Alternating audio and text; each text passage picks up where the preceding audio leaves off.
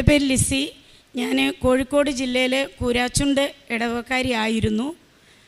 ഞാൻ പിന്നെ 2014 ഒരു സംരംഭകയായിട്ട് 4000 രൂപ മുതൽ മുടക്കിൽ സ്വന്തമായിട്ട് എന്തെങ്കിലും ചെയ്യണമെന്ന ആഗ്രഹത്താൽ ഒരു സംരംഭം തുടങ്ങി. സ്വന്തമായിട്ട് എന്തെങ്കിലും ഒരു ബിസിനസ് ചെയ്യണം എന്നുള്ള ആഗ്രഹത്താൽ ഞാനൊരു 4000 രൂപ മുതൽ മുടക്കി ഒരു മെഴുകുതിരി നിർമ്മാണം തുടങ്ങി. അത് നല്ല രീതിയിൽ മുമ്പോട്ട് പോയി. ആ സംരംഭം വളർന്ന് ഓൾ പേപ്പർ പ്രോഡക്റ്റ് മാനുഫാക്ചറിങ് യൂണിറ്റായി 10ഓളം വന്നും പോയും നിൽക്കുന്നതും സ്ഥിരമായിട്ടുള്ളവരുമായ 3-4 വർഷം കൊണ്ട് 10ഓളം സ്റ്റാഫിന് ശമ്പളം കൊടുക്കുന്ന ഒരു സംരംഭകയായിട്ട് മാറി. ഞാൻ മനോരമ പത്രങ്ങളിലും മാതൃഭൂമി, ദീപിക ഈ പത്രങ്ങളിലെല്ലാം, ഫോക്കസ് മനോരമയിലും നല്ല സംരംഭകയ്ക്കുള്ള പേജുകളിലെല്ലാം ഞാൻ ഇടം പിടിച്ചു. ചില ചാനലുകളിലെല്ലാം ഇൻ്റർവ്യൂ കാര്യങ്ങളെല്ലാം വന്നു. അങ്ങനെ 4 വർഷം കൊണ്ട് 26 ലക്ഷം രൂപ ഫിക്സഡ് അസറ്റ് ഉള്ള ഒരു പ്രസ്ഥാനമായിട്ട് ഞാൻ ഈ ഒരു യൂണിറ്റിനെ വളർത്തിക്കൊണ്ടുവന്നു. ആ ഒരു സമയത്താണ് എനിക്ക് വർക്കിംഗ് ക്യാപിറ്റലിൻ്റെ കൂടുതലായിട്ട് വേണ്ടി വന്നു. ഞാൻ ചിന്തിച്ചു, ഒരു പാർട്ട്ണർഷിപ്പ് വേണം, എങ്കിലേ എനിക്ക് ഈ ഒരു സംരംഭം മുമ്പോട്ട് കൊണ്ടുപോകാൻ പറ്റുള്ളൂ. ആ ചിന്ത വന്നത് എൻ്റെ ജീവിതത്തിൻ്റെ തകർച്ചയുടെ ആരംഭമായിരുന്നു. അങ്ങനെ 1-2 പേര് കമ്പനി വന്ന് കണ്ടു. പാർട്ട്ണർഷിപ്പ്, ഫിക്സഡ് അസറ്റും എക്യുപ്മെൻറ്റ്സും ഒക്കെ കൂടി 26 ലക്ഷം രൂപ വിലയിട്ടു. 13 ലക്ഷം രൂപ 2 ഗഡുക്കളായി അവരെ എനിക്ക് തരാൻ തീരുമാനിച്ചു. ആദ്യത്തെ ടൈമിൽ 13 ലക്ഷം രൂപ തന്നു. 13 ലക്ഷം രൂപ തന്നില്ല, 6 ലക്ഷം രൂപ തന്നു. രണ്ടാമത് അതിൻ്റെ ബാലൻസ് എമൗണ്ട് തന്നപ്പോൾ ഞാൻ ആ പ്രോഡക്റ്റുമായിട്ട് 2 ആഴ്ച കൂടുമ്പം ശിവകാശിയിൽ നിന്നാണ് പർച്ചേസ് ചെയ്യുന്നത്. ഞാൻ ഒറ്റയ്ക്കാണ് പോകുന്നത്. അവിടെ പോയി 10 ടണ്ണ് വീതം പേപ്പർ, വാഴയില, പേപ്പർ പ്ലേറ്റ്, ഗ്ലാസ്, എല്ലാ ഐറ്റംസിൻ്റെ റോ മെറ്റീരിയൽസ് 10 ടണ്ണിൻ്റെ ഒരു വണ്ടിക്ക് കയറ്റിവിടും. ഈ യാത്രയിൽ എൻ്റെ കയ്യിൽ നിന്നും പണനഷ്ടമുണ്ടായി. അങ്ങനെ യാത്രയിൽ ഈ പണം നഷ്ടപ്പെട്ടു. എന്ത് ചെയ്യണമെന്നറിയാതെ ഞാൻ നിന്നു. പക്ഷേ ആ സമയത്ത് എന്തോ ഇത്ര പേര് തൊഴിലാളികൾ നിൽക്കുന്നു, എനിക്ക് ഇത്രയും കഷ്ടപ്പെട്ട് ഞാൻ വളർത്തിക്കൊണ്ട് വന്നൊരു സ്ഥാപനം, എൻ്റെ ഒരു ഓവർ കോൺഫിഡൻസ് എന്തോ ആകാം, നഷ്ടപ്പെട്ട പൈസയുടെ ഒരു ദിവസം ഞാൻ അവിടെ വെയിറ്റ് ചെയ്ത് എന്ത് ചെയ്യണമെന്നറിയാതെ സമാനമായ തുക എൻ്റെ ഫ്രണ്ട്സിൻ്റെയും മറ്റുള്ളവരുടെ കയ്യിൽ നിന്നല്ല ഞാൻ കളക്ട് ചെയ്ത് അവിടുന്ന് ലോഡ് എടുത്തു പോന്നു. പക്ഷേ ഈ പാർട്ട്ണർഷിപ്പ് വന്നവരോട് എനിക്കിത് തുറന്നു പറയാൻ പറ്റിയില്ല. കാരണം പറയണ്ട എന്ന് വിചാരിച്ചു. പറഞ്ഞാൽ ഇത് ഏത് രീതിയിൽ എടുക്കും, എൻ്റെ മകനോട് മാത്രം ഞാൻ പറഞ്ഞു. അങ്ങനെ ഇവർ ഏത് രീതിയിൽ എടുക്കും എന്ന് എനിക്കറിയില്ല. ഇങ്ങനെ എൻ്റേതായ ബുദ്ധി കൊണ്ട് ഞാൻ ഒരു അതിബുദ്ധി എന്നേ എനിക്കത് പറയാൻ പറ്റുള്ളൂ. അവിടുന്ന് മേടിച്ച് ഇവിടെ കൊടുത്ത്, ഇവിടുന്ന് മേടിച്ച് അവിടെ കൊടുത്ത് എങ്ങനെയൊക്കെയോ കാര്യങ്ങൾ കൈവിട്ടു പോയി. ആദ്യത്തെ 1 മാസം ഇവർക്ക് ലാഭം കൊടുത്തു, 2ാമത്തെ മാസം പകുതി ലാഭം കൊടുത്തു, 3ാമത്തെ മാസം ആയപ്പോഴത്തേക്കും എനിക്കൊന്നും കൊടുക്കാൻ വയ്യാതെ വന്നു. 6 മാസത്തോളം അവർ വെയിറ്റ് ചെയ്തു. അതിനുശേഷം അവർ വന്നു, കമ്പനി വന്നു, ഇത് സാധിക്കില്ല, സ്റ്റാഫുകളെല്ലാം ജോലി ചെയ്യുന്നുണ്ട്, ഇനി ഈ സ്ഥാപനം ഇങ്ങനെ മുന്നോട്ട് പോകാൻ പറ്റില്ല, അതുകൊണ്ട് നിങ്ങളിവിടെ നിന്ന് ഇറങ്ങിത്തരണം എന്നെന്നോട് പറഞ്ഞു. അപ്പം ഞാൻ കാലുപിടിച്ച് പറഞ്ഞു, നിങ്ങളോട് തുറന്ന് പറയാത്തത് എൻ്റെ തെറ്റാണ്, മാനേജ് ചെയ്യാമെന്ന് ഞാൻ വിചാരിച്ചു. അപ്പോൾ പറഞ്ഞു, അത് സാധിക്കില്ല, ഈ സ്ഥാപനത്തിൽ നിന്ന് നിങ്ങൾ ഇറങ്ങിത്തരണം, ഈ സ്ഥാപനം ഞങ്ങൾക്ക് ഞങ്ങൾ മുടക്കിയ മുതൽ ഞങ്ങൾക്ക് കിട്ടണമെങ്കിൽ ഈ സ്ഥാപനം നിങ്ങൾ എഴുതി തരണമെന്ന് പറഞ്ഞു. അങ്ങനെ എൻ്റെ കയ്യിൽ നിന്ന് താക്കോല് വാങ്ങി സ്റ്റാഫൊക്കെ നോക്കി നിൽക്കുവാണ്. ഞാനൊരു കുറ്റവാളിയെപ്പോലെ ഞാൻ അവിടെ നിൽക്കുവാണ്. കാല് പിടിച്ച് പറഞ്ഞു, എനിക്ക് ഇനിയും ജീവിതം ഉണ്ടെങ്കിൽ, എന്നെ വിശ്വാസം ഉണ്ടെങ്കിൽ, എൻ്റെ അധ്വാനം, എൻ്റെ എഫർട്ട് കൊണ്ട് നഷ്ടപ്പെടുത്തിയ 13 ലക്ഷത്തിൻ്റെ ഇരട്ടി നിങ്ങൾക്ക് ലാഭമുണ്ടാക്കി തരാൻ പറ്റും. ഒരവസരം എനിക്ക് തരണം. ആ കൂടെ ഒരു പ്രാർത്ഥനയിൽ രൂപയിൽ നടക്കുന്ന ഒരാളും ഉണ്ടായിരുന്നു. അദ്ദേഹമാണ് ഏറ്റവും കൂടുതൽ മുൻകൈ എടുത്തത് എന്നെ ഇറക്കി വിടാൻ. ഞാൻ കണ്ണുനീരോടുകൂടി ഞാൻ അവിടുന്ന് പുറത്തിറങ്ങി. എൻ്റെ ആധാർ കാർഡ്, പാൻ കാർഡ് എല്ലാം കമ്പനിയിലാണ്, ബാങ്ക് പാസ്ബുക്ക് ഒന്നും എടുക്കാൻ ഇവർ സമ്മതിച്ചില്ല. പുറത്തിറങ്ങിയപ്പോൾ എന്നോട് പറഞ്ഞു, നിങ്ങളുടെ പാസ്പോർട്ട് വേണം. ഞാൻ 2008 ഫ്രാൻസിൽ ജോലി ചെയ്തതാണ്. അപ്പോൾ എനിക്ക് ആമവാദം വന്നു. അവിടുത്തെ ക്ലൈമറ്റുമായിട്ട് എനിക്ക് ജോലി ചെയ്യാൻ പറ്റാതെ വന്നിട്ടാണ് ഇവിടെ. അന്ന് ഹസ്ബൻഡിനൊരു ആക്സിഡൻറ്റ് വന്നിട്ട് എല്ലാം പോയി, സമ്പാദ്യമെല്ലാം പോയിരുന്നു. അങ്ങനെയാണ് ഈ 4000 രൂപ തുടങ്ങിയത് ഈ പ്രസ്ഥാനം. അങ്ങനെ ഞാൻ ഇറങ്ങിയപ്പോൾ ഇവർ പറഞ്ഞു, പാസ്പോർട്ട് കൊണ്ട് തരണം, ഇല്ലെങ്കിൽ നീ ഇവിടുന്ന് മുങ്ങും. അപ്പം എനിക്ക് ബുദ്ധി പോയില്ല. പാസ്പോർട്ട് കൊടുത്താൽ ഞാൻ ഈ കടം എങ്ങനെ വീട്ടും? പക്ഷേ ആ സമയം ചിന്തിക്കാനുള്ള ഒരു മനസ്സെനിക്ക് വന്നില്ല. ഞാൻ വീട്ടിൽ പോയി പാസ്പോർട്ട് എടുത്ത് കൊണ്ടുവന്ന് അതും കൂടി ഇവർക്ക് കൊടുത്തു. അതിനുശേഷം ഞാൻ വെറും കൈയോട് കൂടി ആ സ്ഥാപനത്തെ തിരിഞ്ഞു നോക്കി. എൻ്റെ സ്റ്റാഫ് എല്ലാവരും പുറത്തിറങ്ങി എന്നെ ഇങ്ങനെ നോക്കി നിൽക്കുന്നു. അവർക്ക് ആർക്കും ശബ്ദിക്കാൻ വയ്യ. അവർ പക്ഷം പറയാൻ വന്നവരോട് നിങ്ങൾ തരുമോ ഈ പൈസ? മുതലും അവരുടെ ലാഭവും എല്ലാം കൂടെ കൂട്ടി 21 ലക്ഷം രൂപ കണക്കെഴുതി വെച്ചിട്ടുണ്ട്. അപ്പോൾ അവരും അവിടെ നിശബ്ദമായി. ഞാൻ അങ്ങനെ എൻ്റെ വീട്ടിൽ വന്നു. വീട്ടിൽ വന്നു കഴിഞ്ഞപ്പോൾ ബാധ്യതയുള്ളവരൊക്കെ വീട്ടിലേക്ക് വരാൻ തുടങ്ങി. 1 മാസം ഞാൻ വീട്ടിൽ താമസിച്ചു. ഹസ്ബൻഡും അമ്മായിയമ്മയും പ്രശ്നങ്ങൾ തുടങ്ങി. വീട്ടിൽ പൈസ അവരെ ഒരിക്കലും കുറ്റം പറയാൻ പറ്റില്ല. അവരുടെയും സ്വസ്ഥത നഷ്ടപ്പെട്ടു. ഞാനാണെങ്കിൽ ഒരു റൂമിൽ കയറി ലൈറ്റ് പോലും ഇടാതിരിക്കുന്നു. പുറത്തേക്ക് ഇറങ്ങി വരുന്നില്ല. പൈസ കൊടുക്കാനുള്ളവർ വീട്ടിൽ വരുന്നു. അവരും മടുത്തു. ആഹാരം കഴിക്കാൻ സാധിക്കാത്ത ഒരു ഹസ്ബൻഡ് ഒരുവിധം നല്ല മദ്യപാനിയാണ്. ഒരു 100 രൂപ എൻ്റെ കുഞ്ഞുങ്ങൾക്ക് കൊടുക്കണമെങ്കിൽ ഞാൻ കൊടുക്കണം. അങ്ങനെ ഞാൻ വീട്ടിൽ വന്നു. ഇവർ ഉറങ്ങും. അമ്മ കുറച്ച് റഫായിട്ടാണ് പെരുമാറുന്നത്. ആഹാരം കഴിക്കാൻ നേരം ആകുമ്പോൾ എവിടുന്നെങ്കിലും വരും. ഒരു ദിവസം ആഹാരം കഴിക്കാൻ ഞാൻ ചെന്നപ്പം ഇങ്ങനെ പറഞ്ഞപ്പോൾ ഞാൻ കാത്തിരിക്കും ഉറങ്ങാൻ വേണ്ടി. അന്നുവരെ ആ കുടുംബത്തെ സംരക്ഷിച്ചതാണ് ഞാൻ. ഒരുപക്ഷെ ക്ഷമിക്കണം, എനിക്ക് ഇത് പറഞ്ഞാലേ എൻ്റെ ഇനി പിന്നെ ഇത് പൂർത്തിയാകുള്ളൂ, ഈ സാക്ഷ്യം പൂർത്തിയാകും. അതുകൊണ്ടാണ് ഞാനിത് പറയുന്നത്. എല്ലാവരും കേൾക്കുമല്ലോ, അതുകൊണ്ടാണ് അത് പറയുന്നത്. അപ്പം ഞാൻ ഉറങ്ങാൻ പാത്രത്തിൻ്റെ ഒച്ച കേൾപ്പിക്കാതെ ചോറെടുത്ത് അടുക്കള വശത്തു കൂടി മുറ്റത്ത് പോയി ഇരുന്ന് കഴിച്ച് ശബ്ദം കേൾക്കാതെ കഴുകി വെച്ചിട്ട് ഞാൻ പോയി കിടക്കും. ഇങ്ങനെയായി കഴിഞ്ഞു. സഹി കേട്ട് അമ്മ പറഞ്ഞു ഇവിടുന്ന് ഇറങ്ങിയേ മതിയാവൂ. ഒരു ദിവസം രാത്രി 12 മണിയായി. സന്ധ്യയ്ക്ക് 7:30 തുടങ്ങിയ വഴക്കാണ്. ഒരു 12:30 ആയപ്പം അമ്മ 2 ബാഗിൽ ഡ്രസ്സ് എടുത്തു. നീ ഇവിടുന്ന് ഇറങ്ങിയില്ലെങ്കിൽ ഞാൻ ഇറങ്ങും. ഞാൻ പറഞ്ഞു നേരം വെളുക്കുന്നവരെ ഞാൻ കിടന്നോട്ടെ, രാവിലെ ഞാൻ സമാധാനം ഉണ്ടാക്കാം. പറ്റില്ല, ഇപ്പോൾ ഇറങ്ങണം. അല്ലെങ്കിൽ ഞാൻ ഇറങ്ങുമെന്ന് അമ്മ മുറ്റത്തിറങ്ങി. ഞാൻ ചിന്തിച്ചു, വയസ്സായ അമ്മ ഇറങ്ങിയാൽ എല്ലാവരും എന്നെ കുറ്റപ്പെടുത്തും. അമ്മ പോകണ്ട, ഞാൻ പോകാമെന്ന് പറഞ്ഞ് വേഗം എനിക്ക് അന്നേരം ഡ്രസ്സ് എടുക്കണോ എന്തെടുക്കണോ എന്നുള്ള ഒരു തോന്നിയില്ല.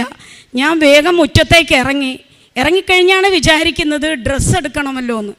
തിരിച്ച് ഡ്രസ്സ് എടുക്കാൻ കിടന്ന് നോക്കുമ്പോൾ ഹസ്ബൻഡ് പറഞ്ഞു നീ ഇട്ട വസ്ത്രത്താൽ ഇവിടുന്ന് ഇറങ്ങണം, ഞങ്ങൾക്ക് സമാധാനമായിട്ട് ജീവിക്കണം. ഞാൻ കരഞ്ഞു പറഞ്ഞു എനിക്ക് ഒരു ജോഡി ഡ്രസ്സ് മാറിയിടാൻ വേണം. സമ്മതിച്ചില്ല. മക്കൾ 2 പേരും ഉറങ്ങുവാണ്, പിള്ളേരറിയുന്നില്ല. ഞാൻ അവിടുന്ന് ഇറങ്ങി. അവർ വാതിലടച്ചു, ലൈറ്റ് ഓഫ് ചെയ്തു. മുറ്റത്തിൻ്റെ തൊട്ട് താഴെ ഒരു സ്ഥലമുണ്ട്, ഒരു പാറയൊക്കെ ആയിട്ട്. ഇപ്പുറത്തൂടെ വഴിയാണ്. ഞാൻ അവിടെ പതുങ്ങിയിരുന്നു. കാരണം ആൾക്കാർ അങ്ങനെ അങ്ങോട്ടും ഇങ്ങോട്ടും പോകും വരുമൊക്കെ ചെയ്യുന്നുണ്ട്. കാണണ്ട, ടോർച്ചിൻ്റെ വെളിച്ചം കാണുമ്പോൾ ഞാൻ കുറച്ചും കൂടി കുനിഞ്ഞിരിക്കും. കാരണം ഇവിടെ ഇരിക്കുന്നത് എന്താണെന്ന് ചോദിക്കുമല്ലോ. ഒരുവിധം 4:30 വരെ ഞാൻ നേരം വെളുപ്പിച്ചു. 4:30 ആയപ്പം പതുക്കെ നടന്നു. ഞാൻ കൂരാച്ചുണ്ട് പോലീസ് സ്റ്റേഷനിൽ പോയി. അവിടെ ചെന്നപ്പോൾ അവിടെ സ്റ്റാഫൊക്കെ നൈറ്റ് ഡ്യൂട്ടിയിലിരിക്കുന്നവരാണ്. SI വരട്ടെ എന്ന് പറഞ്ഞു. വന്നു. ഞാൻ കാര്യം പറഞ്ഞു. അപ്പോൾ SI പറഞ്ഞു നിങ്ങളൊരു പരാതി എഴുതി തരണം. ഈ ഒരു കാര്യത്തിൽ ഞങ്ങൾക്ക് ചെയ്യാൻ പറ്റുന്നത് ഭർത്താവിനെയും അമ്മായിയമ്മേനെയും വീട്ടിൽ നിന്ന് ഇറക്കി വിട്ട് നിങ്ങൾക്കവിടെ താമസിക്കാം.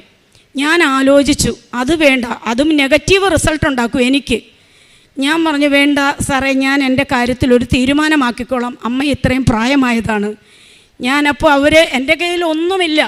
ഞാൻ അവർക്ക് 100 രൂപ വീതം വനിതാ SIയുടെ കയ്യിൽ നിന്നും എല്ലാവരുടെ കയ്യിൽ നിന്ന് അവർ കളക്ട് ചെയ്ത് 1000 രൂപ എൻ്റെ കയ്യിൽ തന്നു. ഇത് 2-3 ദിവസത്തേക്കോ ഒരാഴ്ചത്തേക്കോ കഴിയാനുള്ളതുണ്ട്. അതിനുള്ളിൽ എന്തെങ്കിലും ഒരു തീരുമാനമെടുക്കണം. ഞാനങ്ങനെ സ്റ്റേഷനിൽ നിന്ന് പുറത്തിറങ്ങി. ഞാൻ ഈ 1000 രൂപ കയ്യിലുണ്ട്. ഞാൻ നേരെ ബസ് സ്റ്റാൻഡിൽ ചെന്ന് ബസ് കയറി. കോഴിക്കോട് KSRTC ബസ്സിൽ ഞാൻ ഇറങ്ങി. അവിടെ ഇരുന്നു. ഞാൻ എന്ത് ചെയ്യണമെന്ന് എനിക്കറിയില്ല. പരിചയമുള്ളവരെന്നെ കാണും, അത് കാണാനും പാടില്ല. ഞാൻ വേഗം അവിടെ ഒരു ചർച്ച് ഏതാ ഉള്ളതെന്ന് അവരോട് അന്വേഷിച്ചു. അപ്പോൾ അമലാപുരി ചർച്ച്. ഞാൻ അവിടെ ചെന്നു. അവിടെ ചെന്നപ്പോൾ നിത്യാരാധന ചാപ്പലിൽ കയറിയിരുന്നു. അവിടെ കയറിയിരുന്നത് പ്രാർത്ഥിക്കാൻ വേണ്ടിയല്ല, എനിക്കാരും കാണരുത് തന്നെ, അതിനു വേണ്ടിയിട്ടാണ് ഞാൻ അവിടെ കയറിയിരിക്കുന്നത്. അങ്ങനെ അന്ന് നിത്യാരാധന ചാപ്പലിൽ വൈകുന്നേരം വരെ ഇരുന്നു. വൈകുന്നേരം ആയാൽ അവിടെ ഇരുത്തില്ലല്ലോ, 9 മണിക്ക് അടയ്ക്കും. 9 മണിയാകാൻ നിന്നാൽ എനിക്ക് ഇരുട്ടത്ത് വഴിയറിയില്ല, നടന്നു പോകാൻ. കോഴിക്കോട് ടൗണാണ്. ബസ് സ്റ്റാൻഡിലേക്ക് ഒരു ഓട്ടോ പിടിച്ച് പോകാൻ എൻ്റെ കയ്യിൽ പൈസ ഇല്ല. ഈ തന്ന 1000 രൂപ സൂക്ഷിച്ച് ചിലവാക്കിയില്ലെങ്കിൽ എനിക്ക് എത്ര ദിവസം ഇങ്ങനെ ജീവിക്കണം എന്നറിയില്ല. ആത്മഹത്യ ചെയ്യാനാണ് തീരുമാനം. ഏത് രീതിയിൽ മരിക്കാൻ നോക്കിയിട്ട് മരിച്ചില്ലെങ്കിൽ അതും പ്രശ്നം. അതുകൊണ്ട് പെട്ടെന്ന് മരിക്കുന്ന ഒരു വഴി തിരഞ്ഞെടുക്കാൻ വേണ്ടി രാവിലെ ഞാൻ നിത്യാരാധന ചാപ്പലിൽ പോയിരിക്കും. പ്രാർത്ഥിക്കുന്നൊന്നുമില്ല, കുറേ ആൾക്കാർ വന്നു പോകും, കുറച്ച് ഉറങ്ങും. വൈകുന്നേരം ഒരു ദിവസം KSRTC ബസ് സ്റ്റാൻഡിൽ വെയിറ്റിംഗ് റൂമിലിരിക്കും. അതിൻ്റെ പിന്നെ വേറൊരു ദിവസം റെയിൽവേ സ്റ്റേഷനിലേക്ക് നടക്കും, അവിടുത്തെ വെയിറ്റിംഗ് റൂമിലിരിക്കും. 3-ാം ദിവസം ഇട്ട ഡ്രസ്സ്, നമ്മൾ സ്ത്രീകൾക്കറിയാം ഒരു ദിവസം ഡ്രസ്സ് മാറിയില്ലെങ്കിൽ നമ്മുടെ ഒരു അവസ്ഥ. പക്ഷെ ഞാൻ അതിനെക്കുറിച്ചൊരു ബോധവതിയല്ല. ഞാൻ വിചാരിച്ചു മാവേലി എക്സ്പ്രസ് വരും, അതിനു മുമ്പിൽ ചാടിയാൽ വേദന അറിയാതെ ഒരു സെക്കൻഡ് കൊണ്ട് തീരും. ഞാനിപ്പോൾ ഒരു പേപ്പറും പേനയും മേടിച്ചു, എൻ്റെ മകന് കത്തെഴുതി, സർക്കാരിന് കത്തെഴുതി, എൻ്റെ സ്ഥാപനം പിടിച്ചു വെച്ചവർക്ക് കത്തെഴുതി. എൻ്റെ മക്കൾക്ക് ഈ ബാധ്യത വരാത്ത രീതിയിൽ എന്തെങ്കിലും ചെയ്യണം. ഇൻഷുറൻസൊക്കെ ഉണ്ട് കമ്പനിക്ക്. ഞാൻ അങ്ങനെ കത്തെഴുതി. ഞാൻ വൈകുന്നേരം മാവേലി എക്സ്പ്രസ് വരുമ്പം ചാടാൻ കണക്കാക്കി നിൽക്കും. ആലപ്പുഴ റൂട്ടിന് പോകുന്ന ട്രെയിനാണ്. ഞാൻ ഇരുട്ടത്ത് മാറി ഒരു ബെഞ്ചിലിരുന്നു. കണ്ണുനീരോട് കൂടി എൻ്റെ മക്കളെ മനസ്സിൽ വിചാരിക്കുന്ന, എനിക്ക് കരയുന്നില്ല, ശരിക്കും ചിരിച്ചുകൊണ്ടാണ് ഞാൻ ഈ സാക്ഷ്യം പറയുന്നത്. ഇന്നിവിടെ ഞാൻ നിൽക്കാൻ അനുഭവം ഉണ്ടായത് എല്ലാം നഷ്ടപ്പെട്ടതുകൊണ്ടാണ്. ഞാൻ അങ്ങനെ അവിടെ ഇരുന്നു. ഒരു 7:45, 7:30 ആയപ്പോൾ ഒരു ചേച്ചി വന്നു. അന്ന് കൃപാസനം എന്ന് പറയുന്നത് അത്ര പ്രശസ്തിയില്ല. ഈ ഒരു ചേച്ചി വന്നു, ഒരു പത്രവും കൊണ്ടുവന്നു. എന്നോട് പറഞ്ഞു, മോളെ ഈ കരഞ്ഞുകൊണ്ടിരിക്കുമല്ലേ, ഈ പത്രം വായിക്കുന്നത്. ഞാൻ ദേഷ്യപ്പെട്ടു. ഈ പത്രം വായിക്കാനുള്ള മാനസികാവസ്ഥയല്ല എനിക്ക്, നിങ്ങൾ നിങ്ങളുടെ വഴിക്ക് പോകുന്നു ഞാൻ പറഞ്ഞു. ഞാൻ അവിടെ ഇരുന്നു. 9 മണി കഴിഞ്ഞു. ട്രെയിൻ വരുന്ന സമയം ഏകദേശം ആയി വരുന്നു. ഞാൻ തയ്യാറെടുക്കുവാണ്. ആദ്യത്തെ അനൗൺസ് കേട്ടു. ഈ ചേച്ചി എൻ്റെ തൊട്ട് സൈഡിൽ നിൽക്കുവാണ്. ചേച്ചി തൊട്ടപ്പുറത്തെ കസേരയിൽ ഈ പത്രം വെച്ചു. മോളെ, ഞാൻ പോയിട്ട് എനിക്ക് സമാധാനമില്ല, ഈ പത്രം ഞാനിവിടെ വെച്ചിട്ട് പോവുകയാണ്. ഈ പത്രം മോൾക്കൊരു ഉത്തരം തരും. മോൾ കരയുമല്ലേ, മനസ്സുണ്ടെങ്കിൽ ഇതെടുത്ത് വായിക്കൂ. ഞാൻ നോക്കിയില്ല, അവരെ നോക്കിയില്ല. എൻ്റെ ലക്ഷ്യം മുഴുവൻ റെയിൽവേ പാളത്തിലാണ്. വരുമ്പോൾ ചാടണം. ഉന്നം തെറ്റിപ്പോയാൽ പിന്നെ എല്ലാവരും കൂടി എന്നെ തല്ലിക്കൊല്ലും, പൈസ കൊടുക്കാനുള്ളവരൊക്കെ. ഞാനപ്പോൾ എന്ത് ചെയ്തു, ഒരു 2 മിനിറ്റ് കഴിഞ്ഞപ്പോൾ എൻ്റെ ശ്രദ്ധ ഈ പത്രത്തിലേക്ക് വന്നു. വെറുതെ ഞാൻ ഈ പത്രം കയ്യിലെടുത്തു. ആദ്യം നോക്കുമ്പോൾ സാക്ഷ്യങ്ങൾ, ക്യാൻസർ സുഖപ്പെട്ടു, കടബാധ്യത മാറി, പല കാര്യങ്ങൾ. 1 പേജ് വായിച്ചു, 2 പേജ് വായിച്ചു. ട്രെയിൻ വന്നു നിന്നു. ചാടാൻ പറ്റിയില്ല. ട്രെയിൻ അവിടെ വന്നു നിന്നു. ഞാൻ അപ്പോഴാണ് വിചാരിച്ചത് എൻ്റെ ഉദ്ദേശം ഇവിടെ നഷ്ടപ്പെട്ടു. അപ്പോൾ ഞാൻ എന്ത് ചെയ്തു എന്ന് ചോദിച്ചാൽ, എനിക്ക് ഈ പത്രത്തിൻ്റെ ലാസ്റ്റ് പേജ് നോക്കി, ഇതെവിടെയാണ്. അപ്പോൾ കൃപാസനം. അപ്പോൾ ഞാൻ ഒത്തിരി ബൈബിൾ വായിക്കുന്ന, അപ്പോൾ പുറപ്പാടിൻ്റെ പുസ്തകത്തിൽ ഒത്തിരി കൃപാസനം. അപ്പോൾ എൻ്റെ മനസ്സിലേക്ക് അത് വന്നു. ഈ കൃപാസനം എന്ന് ഞാൻ എവിടെയൊക്കെ കേട്ടിട്ടുണ്ട്. അപ്പോൾ അഡ്രസ്സ് നോക്കുമ്പോൾ കലവൂരൊന്നും എനിക്കറിയില്ല. ആ സമയം ഈ 1000 രൂപ കയ്യിലുള്ളതിൽ നിന്ന് എൻ്റെ ഇളയ കൊച്ചിന് പനി വന്നപ്പോൾ ഞാൻ എന്ത് ചെയ്തു, KSRTC ബസ്സിന് 100 രൂപ കയ്യിൽ വെച്ചിട്ട് ബാക്കി കൊടുത്തു വിട്ടു. മകന് ഹോസ്പിറ്റലിൽ കൊണ്ടുപോകാൻ. അങ്ങനെ 100 രൂപ എൻ്റെ കയ്യിലുള്ളൂ. 20 രൂപ ഒരു വെള്ളവും ഒരു പഴംപൊരിയും വാങ്ങി ഞാൻ ടിക്കറ്റ് എടുക്കാതെ ഈ ട്രെയിനിൽ കയറി. ഇതെങ്ങോട്ട്, ആലപ്പുഴ വഴിക്ക്. ഞാൻ ഈ നമ്പറിൽ വിളിച്ചിട്ട് ഇവിടെ ഫോൺ എടുക്കുന്നില്ല, കാരണം അത്ര രാത്രിയായല്ലോ. ഞാൻ ആലപ്പുഴ ഇറങ്ങി റെയിൽവേ സ്റ്റേഷനിൽ ഞാനവിടെ ഇരുന്നു. രാവിലെ ആയപ്പം ഫോൺ എടുക്കുന്നില്ല. 8:30 മണി കഴിഞ്ഞപ്പോൾ ഫോൺ എടുത്തു. ഞാൻ അവിടെ നിന്ന് അഡ്രസ്സൊക്കെ പറഞ്ഞു തന്നു, എവിടെ ഇറങ്ങണമെന്ന് പറഞ്ഞു തന്നു. കയ്യിൽ 80 രൂപയേ ഉള്ളൂ. ഞാൻ ഇവിടെ വന്നിറങ്ങുമ്പോൾ ഒരു ബ്രദർ ഫ്രണ്ടിൽ ഇരിപ്പുണ്ട്, ഒരു ചെയർ. അന്നൊരു ചെയറിട്ട് കുറച്ച് ഉടമ്പടി പത്രിക പച്ച വെച്ചിട്ട് അവിടെ ഇരിപ്പുണ്ട്. ഞാൻ ചോദിച്ച് എങ്ങനെയൊക്കെയാണ് ഇവിടുത്തെ കാര്യങ്ങൾ. ബ്രദർ പറഞ്ഞു ഉടമ്പടി എടുക്കണം, ചില്ലറ പൈസകളൊക്കെ വേണം. എൻ്റെ കയ്യിൽ 80 രൂപയേ ഉള്ളൂ. ഞാൻ പറഞ്ഞു എൻ്റെ കയ്യിൽ പൈസ ഇല്ലല്ലോ ബ്രദറെ എന്ന് പറഞ്ഞു. അപ്പോൾ ബ്രദർ പറഞ്ഞു അവിടെ ഓഫീസിൽ ചെന്ന് പറയൂ. ഞാൻ ഓഫീസിൽ ചെന്ന് പറഞ്ഞു എൻ്റെ കയ്യിൽ പൈസ ഇല്ല, എനിക്ക് ഉടമ്പടി എടുക്കണം. അപ്പോൾ അവിടുന്ന് ഒരു ബ്രദർ എഴുന്നേറ്റ് വന്നു, ഇവിടെ ഓഫീസിൽ വന്ന് പറഞ്ഞു ഈ കൊച്ചിന് ഉടമ്പടി എടുക്കണം, പൈസ വാങ്ങണ്ട എന്ന് പറഞ്ഞു. ഞാൻ ഈ ഉടമ്പടി എടുത്തു. ഉടമ്പടി എടുത്തു, കൗൺസിലിംഗ് ഉണ്ട്, അവിടെ പോയിരുന്നു. ഈ കാര്യങ്ങളെല്ലാം കേട്ടു. നിയോഗം എഴുതണമെന്ന് പറഞ്ഞു. 6 നിയോഗങ്ങൾ എഴുതാൻ ഞാൻ എന്തെഴുതണം? ചീപ്പ് വേണം, സോപ്പ് വേണം, മാറി കൊടുക്കാൻ ഡ്രസ്സ്, തോർത്ത്.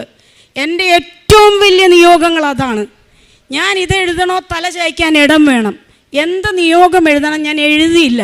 സോപ്പും ചീപ്പും വേണമെന്ന് എഴുതാൻ പറ്റുമോ? ഞാൻ എഴുതാതെ സിസ്റ്ററിൻ്റെ അടുത്ത് ചെന്നു. സിസ്റ്റർ പറഞ്ഞു, ഇത് പൂർത്തീകരിച്ചാൽ മാത്രമേ ഈ ഉടമ്പടി പൂർത്തിയാക്കാൻ പറ്റുള്ളൂ, നിയോഗം എഴുതി വരണമെന്ന് പറഞ്ഞു. ഞാൻ രണ്ടാമത് പോയി നിയോഗം എഴുതുമ്പോൾ ഈ അവസ്ഥയിലും ഉള്ളിലൊരു ചിരി വന്നു. കാരണം അതിനു മുമ്പ് എൻ്റെ മൂത്ത മകൻ ഏവിയേഷൻ പഠിച്ചതാണ് ചെന്നൈയിൽ. അന്ന് എനിക്ക് പഠിപ്പിക്കാൻ വകയുണ്ടായിരുന്നു. അതിലവന് വിദേശത്തേക്ക് പോകാൻ പറ്റിയില്ല. അതിനൊരുപാട് കടമ്പകൾ കടക്കണം. അപ്പോൾ അവൻ പറഞ്ഞിരുന്നു, മമ്മി എനിക്ക് ആയുർവേദ നഴ്സിംഗ് പഠിച്ചാൽ ചിലപ്പം പെട്ടെന്ന് പോകാം നമ്മുടെ ഈ അവസ്ഥയിൽ. അപ്പോൾ 2-3 ദിവസം മുമ്പ് എൻ്റെ ഈ മകനെ ഞാൻ ചേർത്തല KVMൻ്റെ അവിടെ ആയുർവേദ നഴ്സിംഗ് പഠിപ്പിക്കാൻ കൊണ്ടുവിട്ടിട്ട് തിരിച്ച് ചെല്ലുമ്പോഴാണ് വീട്ടിൽ കയറ്റാത്തത്. എൻ്റെ മകൻ ഇവിടെ ഉണ്ട്. അപ്പോൾ എൻ്റെ മകനെ ദൈവം ഇവിടെ എത്തിച്ചു, എനിക്കൊരു സംരക്ഷണം തരാൻ. ഞാൻ അതാണ് വിശ്വസിക്കുന്നത്. ഞാനിപ്പോൾ ഇവിടെ വന്നു നിയോഗം എഴുതുമ്പോൾ എൻ്റെ മകൻ്റെ ഏറ്റവും വലിയ ആഗ്രഹമാണ് വിദേശത്ത് പോകണമെന്ന്. എനിക്കത് ചിന്തിക്കാൻ അർഹതയില്ലെങ്കിലും എഴുതണമല്ലോ 6 എണ്ണം. ഞാനിത് സാധിക്കുമെന്ന് കരുതിയല്ല ഞാൻ എഴുതിയത്.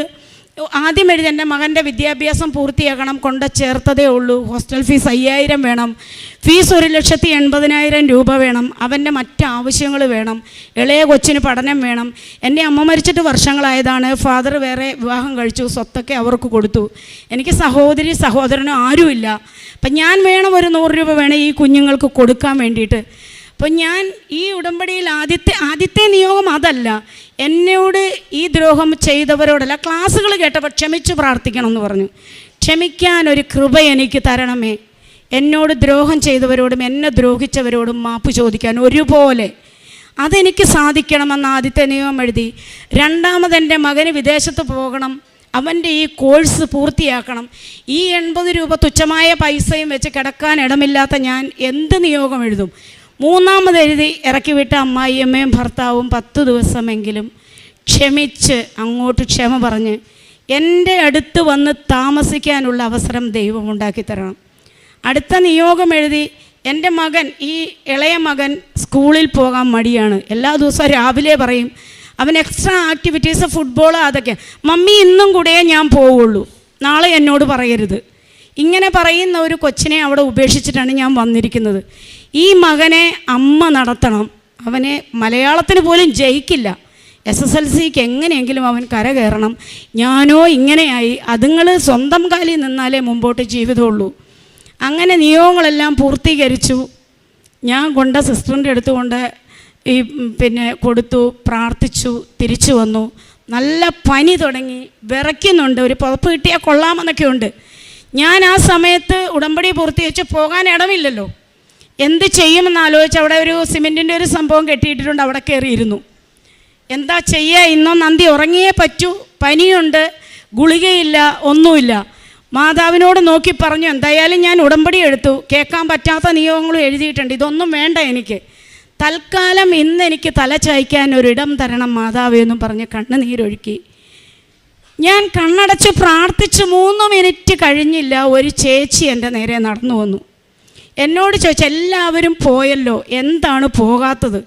ഞാൻ പറഞ്ഞു, ഞാൻ കോഴിക്കോട് നിന്ന് വരുന്നതാണ്, എനിക്ക് ഇന്ന് പോകാൻ പറ്റില്ല. ഈ കഥകൾ പറഞ്ഞാൽ വീട്ടിൽ കയറ്റില്ല, തൽക്കാലം ഒന്ന് കിടക്കണം, എൻ്റെ കൂടെ പോരെ നീ. ചേച്ചി പറഞ്ഞു. അവരുടെ വീട്ടിൽ പോയി പാരസിറ്റമോൾ തന്നു. ഉടമ്പടി പ്രാർത്ഥന തുടങ്ങിയില്ല, കുമ്പസാരം നടത്തിയിട്ട് വേണമല്ലോ തുടങ്ങാൻ. ഞാൻ ഇവിടെ വന്നു. പിറ്റേ ദിവസം ഒരു പേപ്പറും പേനയൊക്കെ കൊണ്ടാണ് വന്നത്. ഞാൻ ആദ്യം തൊട്ട് ഒരു വിശുദ്ധ കുമ്പസാരം നടത്തി. കാരണം എൻ്റെ ഓർമ്മ വെച്ച കണ്ണ് തുറന്ന കാലം മുതൽ ഞാൻ എന്തൊക്കെയാണോ ചെറിയ ഒരു മാങ്ങ കാണാതെ എടുത്ത തെറ്റുകൾ മുതൽ ഞാൻ ഈ പേപ്പറിൽ എഴുതി വെച്ചു. ഞാൻ കുമ്പസാരത്തിന് 1.5 മണിക്കൂർ സമയം കരഞ്ഞു കുമ്പസാരിച്ചു. അച്ഛൻ എന്നോട് പറഞ്ഞ്, കുമ്പസാര കൂട്ടിൽ വെച്ച് ഒരു അത്ഭുതം നടക്കും. അങ്ങനെ കുമ്പസാരിച്ച് കഴിഞ്ഞപ്പോൾ എന്തൊക്കെയോ ഭാരം ഇറങ്ങിപ്പോയി. അങ്ങനെ ആണ് ഞാൻ ഈ ചേച്ചിയുടെ വീട്ടിൽ ചെന്ന് പിറ്റേ ദിവസം വന്നു. പിറ്റേ ദിവസം എനിക്ക് പോകാൻ സ്ഥലമില്ലല്ലോ, അവിടെ അങ്ങനെ നിൽക്കാൻ പറ്റില്ലല്ലോ. ഞാൻ ചിന്തിച്ച്, ഇവിടെ കഞ്ഞിയുണ്ട്, ആ സമയത്ത് കഞ്ഞി കൊടുക്കുന്നുണ്ട്, ഉച്ചയ്ക്ക് ഇവിടുത്തെ കഞ്ഞി കിട്ടും, രക്ഷപ്പെട്ടു. രാവിലെയും വൈകിട്ടും വേണ്ട, ഇവിടെ വെള്ളമുണ്ട് അവിടെ വെള്ളമുണ്ട്, അതൊക്കെ കുടിച്ച് അന്നത്തെ ദിവസമാകും. വൈകുന്നേരം ആകുമ്പോൾ ആലപ്പുഴ റെയിൽവേ സ്റ്റേഷനിൽ ലേഡീസിൻ്റെ വെയിറ്റിംഗ് റൂമിൽ പോയിരിക്കും. ഡ്രസ്സില്ല. ഈ 80 രൂപയും തീരാൻ പോവാണ്. 20 രൂപ. ഇവിടെ വന്നപ്പോൾ ഇവിടെ ഞാൻ ചില ആൾക്കാരോടൊക്കെ കൈ നീട്ടി വാങ്ങും. എനിക്കൊരു 20 രൂപ തരുമോ? ആഹാരം കഴിക്കാനല്ല, വണ്ടിക്ക് പോകാനാണ്. ഒരാഴ്ച 50 രൂപ കളക്ട് ചെയ്യും. അവിടെ പോയിരിക്കും. റെയിൽവേ സ്റ്റേഷനിൽ നിന്ന് തിരികെത്തി ചോദിച്ച് പ്രാർത്ഥിക്കും. രാവിലെ ഇവിടെ വരും. ഇവിടെ വന്ന് പ്രാർത്ഥിക്കാൻ എനിക്ക് ആ സമയമില്ല. മൈൻഡിൽ പ്രാർത്ഥനയില്ല. എനിക്ക് തലചായ്ക്കാൻ ഇടം വേണം. ഞാൻ ഇവിടെ വന്നിരിക്കും, അച്ഛൻ്റെ ക്ലാസ്സുകൾ കേൾക്കും, ഇവിടെ ഓരോരുത്തരെ സാക്ഷ്യങ്ങൾ കേൾക്കും. വൈകുന്നേരം അവിടെ പോയിരിക്കും. ഒരാഴ്ചക്കാലം ഇങ്ങനെ കടന്നുപോയി. ഒരു ഫോൺ വരുവാണ് റെയിൽവേ സ്റ്റേഷനിൽ ഇരിക്കുമ്പോൾ. എൻ്റെ മകൻ എന്നെ വിളിച്ചു, മമ്മി സത്യം പറയണം, മമ്മി എവിടെയാണ്? ഞാൻ പറഞ്ഞു, മോനെ നീ ഞാൻ എവിടെയാണെന്ന് അന്വേഷിക്കണ്ട, കാരണം നിൻ്റെ ജീവിതം കൂടി ഇല്ലാതാകും. നിനക്ക് ഫീസ് കൊടുക്കാനുള്ള വക ഞാൻ പ്രാർത്ഥിച്ച് നേടിക്കോളാം. അങ്ങനെ പറഞ്ഞപ്പോൾ ഈ മകൻ ബോയ്സ് ഹോസ്റ്റലിലാണ്. അതിൻ്റെ ഒരു ഓണർ ഒരു സരിത ഈ മകൻ്റെ കയ്യിൽ നിന്ന് ഫോൺ വാങ്ങി. എന്നോടൊരു കാരണവും ചോദിച്ചില്ല. എവിടെയാണെന്ന് ചോദിച്ചു. ഞാൻ പറഞ്ഞു, ഞാനിവിടെ ആലപ്പുഴ റെയിൽവേ സ്റ്റേഷനിലാണ്, ഇങ്ങോട്ട് വരാൻ പറഞ്ഞു. ഞാൻ പറഞ്ഞു, എനിക്കൊരാഴ്ച നിൽക്കണം, അത് ബോയ്സ് ഹോസ്റ്റലല്ലേ, അതിനെന്താണ്, നിങ്ങളുടെ മകൻ ഇവിടെ ഇല്ലേ, ഞങ്ങളാരെയും അങ്ങനെ നിർത്തില്ല, നിങ്ങൾ ധൈര്യമായിട്ട് ഇങ്ങോട്ട് പോരെ. ഞാൻ അവിടുന്ന് നേരെ അവരുടെ വീട്ടിലേക്ക് വണ്ടി കയറി. അവിടെ ചെന്നു. എന്നോടൊന്നും ചോദിക്കുന്നില്ല. 2 ദിവസം നിന്നു, 3 ദിവസം നിന്നു. കാര്യങ്ങളെല്ലാം അവിടുത്തെ ഞാനും കൂടി നോക്കി നടത്താൻ തുടങ്ങി. ഇവരിപ്പോൾ എന്നോട് കുറച്ച് ദിവസം കഴിഞ്ഞപ്പോൾ എന്നോട് ചോദിച്ചു, എന്താണ് പ്രശ്നങ്ങൾ. വളരെ ചുരുങ്ങിയ പകുതി ആ സമയം ഇവിടെ ആ ഒരു കിടപ്പാടം കിട്ടുന്നതിന് മുമ്പ് ചാനലുകളിൽ എൻ്റെ ഫോട്ടോ സഹിതം വന്നുകൊണ്ടിരിക്കുവാണ്. സോഷ്യൽ മീഡിയയിൽ വരുന്നുണ്ട്. കാരണം ഇത്രയും ബാധ്യത വെച്ച് പോയല്ലോ. എന്നെ വിളിക്കും, ഞാൻ ഫോൺ എടുക്കും. എവിടെയാണ്? ഞാൻ കൃപാസനത്തിലാണ്. എന്നാൽ നിന്നെ ഇപ്പോൾ അവിടുന്ന് പൊക്കും. പക്ഷെ ആരും വന്നിട്ടില്ല. ഞാൻ സത്യം പറഞ്ഞു കൃപാസനത്തിലാന്ന്, വരുവാണെങ്കിൽ വരട്ടെ എന്ന് ഇല്ലെങ്കിൽ പിള്ളേർക്ക് പ്രശ്നമാവുമല്ലോ. ഞാൻ കൃപാസനത്തിലാണ്. അമ്മ എന്നെ കൈവെള്ളയിൽ ഒരാൾ പോലും എന്നെ വന്ന് എന്നോടൊരു അപമര്യാദയായിട്ട് പെരുമാറാത്ത രീതിയിൽ ചാനലിലും വാർത്ത വന്നു, സോഷ്യൽ മീഡിയയിൽ വന്നു, വാട്സപ്പ് വഴി വന്നിട്ട് എന്നെ ഒരു രീതിയിൽ പോലും ഒരു ഉറുമ്പ് കടിക്കാതെ എന്നെ സംരക്ഷിച്ചു. അങ്ങനെ എനിക്ക് ഈ അഭയം കിട്ടി. ഞാൻ അവിടെ ചെന്നു. ഞാൻ സൈക്കോളജി കൗൺസിലറാണ്. ഇവള് ഈ സരിതയോട് പറഞ്ഞ ഓരോ കാര്യം. അപ്പോൾ സരിതയുടെ വീട്ടുകാർ കംപ്ലീറ്റ് എതിർക്കാൻ തുടങ്ങി. ഏതോ നാട്ടിൽ നിന്ന് വന്ന ഒരു സ്ത്രീയെ വീട്ടിൽ കയറ്റി കിടത്താൻ പാടില്ല, ഹസ്ബൻഡ് അടക്കം. എന്താണ് സംഭവം എന്നറിയില്ലല്ലോ, നാളെ ഒരു ആപത്തുണ്ടാക്കി വെച്ചാൽ നമ്മൾ സമാധാനം പറയേണ്ടി വരും. സരിതയെ കൊണ്ട് മാതാവ് പറയിച്ചു, എന്തെങ്കിലും സംഭവിച്ചാൽ ഇതിൻ്റെ ഉത്തരവാദിത്വം ഞാൻ ഏറ്റെടുത്തോളാം. അങ്ങനെ ഞാൻ അവിടെ നിന്നു. 3 വർഷക്കാലം ഞാൻ അവരുടെ വീട്ടിൽ താമസിച്ചു. ഞാൻ അഭയം കിട്ടിയ സമയം എനിക്ക് ദുബായിൽ നിന്നൊരു കോള് വന്നു. കോള് വന്നത് വർഷങ്ങൾക്ക് മുമ്പ് എനിക്ക് പൈസയുള്ള സമയത്തൊരു കൊച്ചിനെ ഗൾഫിൽ പോകാൻ ഞാൻ സഹായിച്ചിരുന്നു. ഞാൻ പിന്നീട് ആ പൈസ തിരിച്ചു വാങ്ങിയിട്ടില്ല. ഈ കൊച്ചാണ് എന്നെ വിളിക്കുന്നത്, ചേച്ചി. ഞാൻ ചേച്ചിയെ സ്വപ്നം കണ്ടു, ചേച്ചി എവിടെയാണ്? ഞാൻ കരഞ്ഞു പോയി, പൊട്ടിക്കരഞ്ഞു, എൻ്റെ അവസ്ഥ പറഞ്ഞു. ചേച്ചി വിഷമിക്കണ്ട, ഞാൻ 10,000 രൂപ വെച്ച് ഈ മാസം മുതൽ ഞാൻ ചേച്ചിക്ക് തരാം. അപ്പോൾ എൻ്റെ സങ്കടം, സരിത അഭയം തന്നു, എനിക്ക് ഭക്ഷണം തരുന്നു, എനിക്ക് താമസിക്കാൻ ഇടം തരുന്നു, പൂർണ്ണ സ്വാതന്ത്ര്യം തരുന്നു. എൻ്റെ മകനും കൂടി എനിക്ക് സൗജന്യം ചോദിക്കാൻ പറ്റുമോ? അവൻ്റെ ഹോസ്റ്റൽ ഫീസ് ഞാൻ കൊടുത്തേ മതിയാവും. അതിനാണ് മാതാവിനോട് പ്രാർത്ഥിക്കുന്നത്. നിയോഗങ്ങളൊക്കെ മാറ്റി വെച്ചിരിക്കുകയാണ്. ഈ കൊച്ചു പറഞ്ഞു 10,000 രൂപ. അപ്പോൾ 5,000 രൂപ മതിയല്ലോ ഹോസ്റ്റൽ ഫീസ്. 5,000 രൂപ മറ്റുള്ള ചിലവുകൾക്ക് ഉള്ള കാര്യത്തിനായി. അങ്ങനെ ഈ 5,000 രൂപ കൃത്യമായിട്ട് വരാൻ തുടങ്ങി. സരിത വഴി എനിക്ക് ചെറിയ ചെറിയ കൗൺസിലിങ്ങുകളൊക്കെ കിട്ടി. ചിലർ പൈസ തരില്ല, ചിലർ തരും. ഇഷ്ടമുള്ളത് തരും. 100 രൂപയാണെങ്കിലും ഞാൻ മേടിക്കും, ഗതിയില്ലെന്ന് കണ്ടാൽ വാങ്ങില്ല. അങ്ങനെ ഞാൻ മുന്നോട്ട് നീങ്ങുവാണ്. ആ സമയത്താണ് മകൻ്റെ കോഴ്സ് പൂർത്തിയാക്കാൻ ഫീസ് അടയ്ക്കണം. 80,000 രൂപ ഫീസ് അടയ്ക്കണം. എന്ത് ചെയ്യും? അഭയം തന്നവരോട് പൈസ ചോദിക്കാൻ പറ്റുമോ? അന്ന് ഞാൻ എൻ്റെ എല്ലാം എനിക്ക് നഷ്ടപ്പെട്ടല്ലോ. ഇവിടെ വന്ന് ഞാൻ ഈ അമ്മയോട് പറഞ്ഞു, അമ്മേ നീയാണ് എൻ്റെ അമ്മ, എനിക്ക് അമ്മയില്ല, സഹോദരങ്ങളില്ല. അമ്മയും എൻ്റെ അപ്പച്ചനും ഇവിടെ ഇരിപ്പുണ്ട്. എനിക്കൊരു ആവശ്യം വന്നാൽ ഞാൻ ഇങ്ങോട്ടല്ലാതെ പിന്നെ എവിടെ വരണം? ഞാൻ നേരെ വണ്ടി കയറി സരിതയോട് പറഞ്ഞു, സരിത ഞാൻ കൃപാസനത്തിൽ പോവുകയാണ്, കൊച്ചിന് ഫീസ് അടയ്ക്കാൻ നീ കൃപാസനത്തിൽ പോയിട്ട് എന്താടി കാര്യം എന്ന് എന്നോട് ചോദിച്ചു. ഞാൻ ഇവിടെ വന്നിരുന്ന് ഇങ്ങനെ പ്രാർത്ഥിക്കുന്നില്ല, കരയുകയാണ്. കണ്ണുനീരൊഴുകിക്കൊണ്ടിരിക്കുകയാണ്. വൈകുന്നേരമായി. ഇവിടെ ഇരിക്കുമ്പോൾ ഒരു ഫോൺ ബെല്ലടിച്ചു. ഞാൻ ഓടി അവിടേക്ക് പോയി. എന്നെ ബിസിനസ് ചെയ്തുകൊണ്ടിരിക്കുമ്പോൾ എന്നെ അറിയാവുന്ന ഒരു വൈദികൻ എന്നെ വിളിച്ചിരിക്കുകയാണ്. എവിടെയാണ് ലിസി എന്ന് ചോദിച്ചു. ഞാൻ പറഞ്ഞു ഞാൻ കൃപാസനത്തിലാണ് അച്ഛാ എന്നും പറഞ്ഞുകൊണ്ട് കരഞ്ഞു. എന്താണ് കാര്യം? എൻ്റെ മകന് ഫീസ് അടയ്ക്കാൻ നിർവാഹമില്ല. എത്ര രൂപയാണ് വേണ്ടത് ഫീസ്? ഞാൻ പറഞ്ഞു ഇപ്പോൾ അടയ്ക്കേണ്ടത് 80,000 ഇപ്പോൾ അടയ്ക്കേണ്ടതല്ല ചോദിച്ചത്, മുഴുവൻ ഫീസ് എത്രയാണ്? ഞാൻ പറഞ്ഞു 1,60,000 രൂപ. അക്കൗണ്ട് നമ്പർ തരൂ, ഞാൻ ഒരാളെ കൊണ്ട് പൈസ ഇടിയിപ്പിക്കാം. ഒരു സഹോദരനുണ്ട് ഇങ്ങനെ പഠിക്കാൻ സഹായിക്കുന്ന കുട്ടികളെ. 1,60,000 രൂപ 1 മണിക്കൂറിനകം ഈ കൃപാസനത്തിലിരിക്കുമ്പോൾ എൻ്റെ അക്കൗണ്ടിൽ വന്നു. അതുമായിട്ട് ഞാൻ സരിതയോട് ചെന്ന് പറഞ്ഞു, നീ ചോദിച്ചില്ലേ കൃപാസനത്തിൽ പോയാൽ പൈസ കിട്ടുമെന്ന്? പൈസയുമായിട്ടാണ് ഞാൻ വന്നിരിക്കുന്നത് കൊച്ചിൻ്റെ ഫീസ് അടയ്ക്കാൻ. അങ്ങനെ മകൻ്റെ ഫീസ് അടച്ചു. അവൻ്റെ കോഴ്സ് കഴിഞ്ഞ് അവൻ്റെ ഏറ്റവും വലിയ ആഗ്രഹമാണ് വിദേശത്ത് പോകണം, ഏവിയേഷൻ്റെ ജോലി നേടണം, ആയുർവേദ നഴ്സിങ്ങിൻ്റെ. ഇവൻ പലതരത്തിലും അന്വേഷിച്ചു.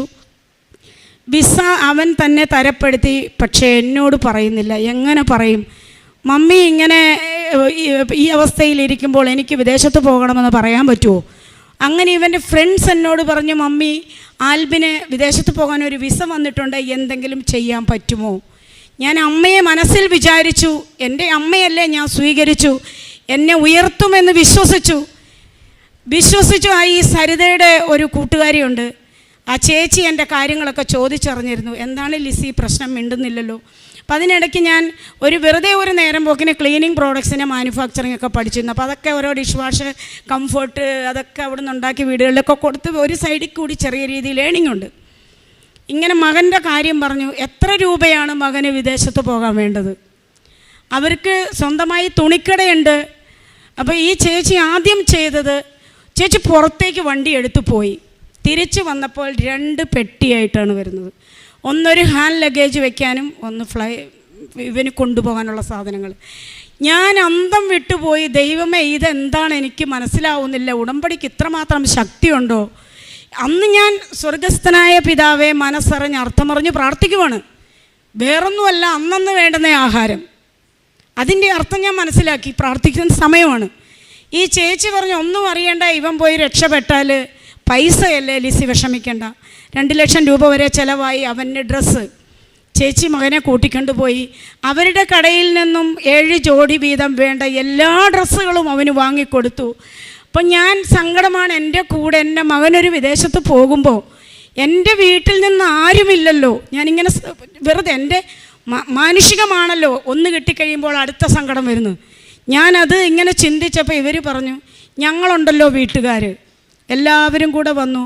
മാന്യമായും നല്ല സന്തോഷത്തോടു കൂടിയും എൻ്റെ മകനെ എയർപോർട്ടിൽ നിന്ന് ദുബായിലേക്ക് യാത്രയാക്കി.